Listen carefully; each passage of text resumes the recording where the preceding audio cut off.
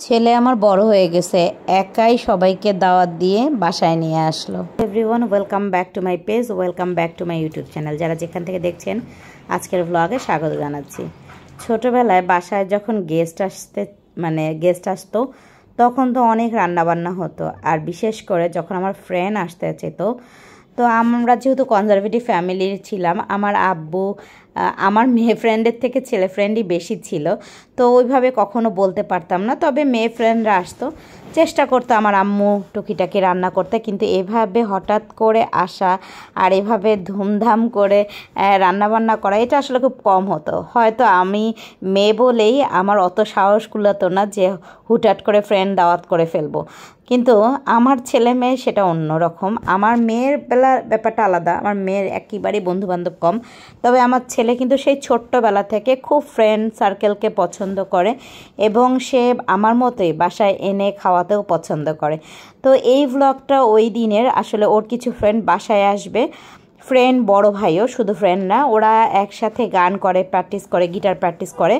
তো ও বলছিল আম্মু ওরা অনেক দিন ধরে আসতে যাচ্ছিলো, যেহেতু ওরা বসুন্ধরায় আসবে আর ফ্রাইডেতে ওরা বসুন্ধরায় কাজটা শেষ করে আমাদের বাসায় আসবে, তো আর আসবে আর আমার ছেলে না খাইয়ে যেতে দিবে, সেটা তো হতেই পারে না। কারণ ওর বাবা মাকে তো দেখেই যে আমরা আসলে সত্যি মানুষ আসলে অনেক বেশি খুশি হই, এবং সত্যি কথা আমরা মানুষকে খাওয়াতে পারলে খুব ভালো লাগে।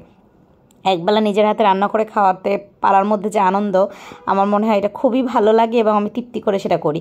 তো যেহেতু বাচ্চারা আসবে তাই হুটহাট করে বলছিল, তো ওইরকম প্রিপারেশন ছিলও না।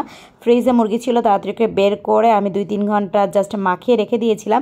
এরপর আমি একটু চিকেন ফ্রাইড রাইস, ভেজিটেবল এবং চিকেন চিলিটা রান্না করেছিলাম।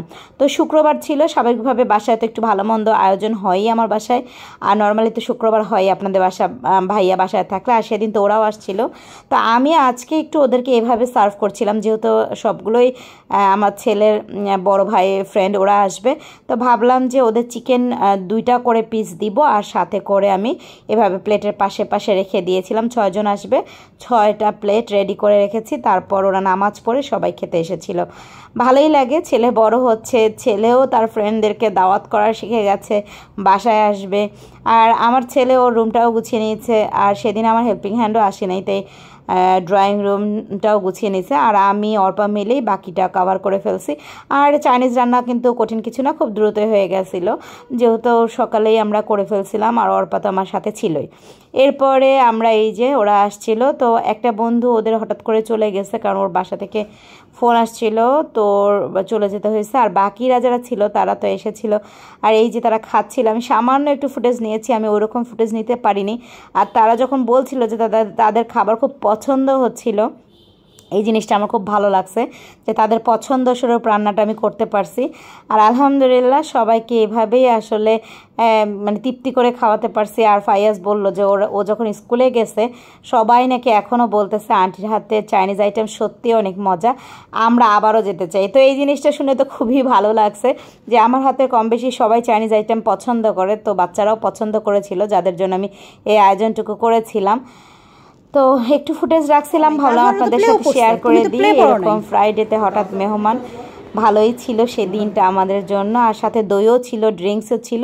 তো বাচ্চারা একদম বিকাল পর্যন্ত থাকেনি, ওরা জাস্ট খাওয়া দাওয়া করেই বের হয়ে চলে গেছে। এই ছিল ছোট